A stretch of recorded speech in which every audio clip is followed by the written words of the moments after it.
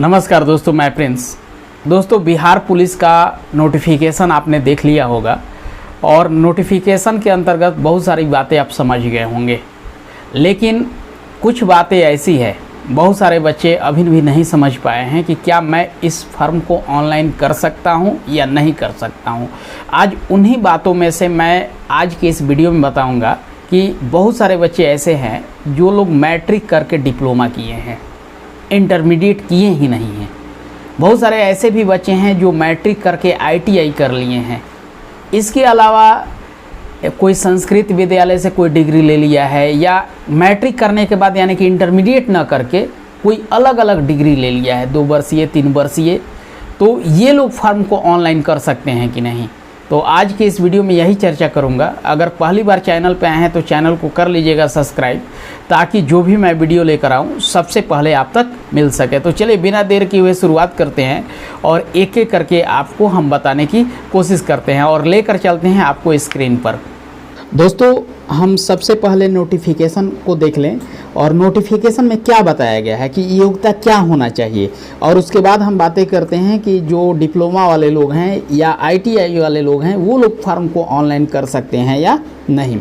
यहाँ पर देखिए, सिपाही पद पर आवेदन हेतु पात्रता, भारतीय नागरिक होना अनिवार्य है। अभ्यर्थियों का शैक्षिक योग्यता, सिपाही पद के लिए शैक्षिक अर्हता दिनांक देखिएगा 1/8/2022 तक आपका इंटरमीडिएट क्लियर हो जाना चाहिए, अथवा यानी कि ये होना चाहिए।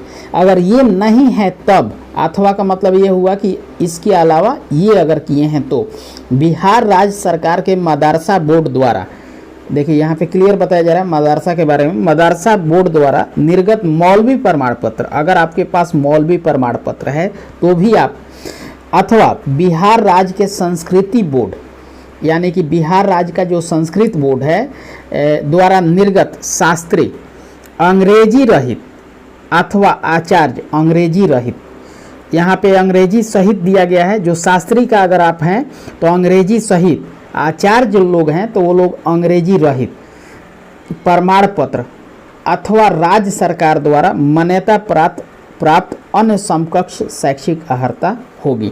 देखिए, सबसे पहले आपको क्लियर कर दें कि 10+2 आप अगर कर रखे हैं तो निश्चित रूप से आप फॉर्म को ऑनलाइन कीजिएगा। बिहार सरकार के मदरसा बोर्ड से अगर आपने कर रखा है तो भी आप इस फॉर्म को ऑनलाइन कीजिएगा। इसके अलावा संस्कृत बोर्ड से अगर आप शास्त्री में उपाधि लिए हैं जिसमें अंग्रेजी होना चाहिए, ये अनिवार्य है, क्लियर रूप से कहा गया है, अथवा आचार्य का डिग्री आपने लिया है जिसमें अंग्रेजी न भी रहे, तो भी आप फॉर्म को ऑनलाइन कर सकते हैं। अब देखिए, आपकी जो बातें हैं उसके लिए यहाँ पे क्लियर रूप से लिखा जा रहा है कि प्रमाण पत्र, फिर दिया गया है अथवा। इस सब के अलावा मान लीजिए ये कोई भी नहीं है, जितना बताया गया है कुछ भी नहीं आपके पास है।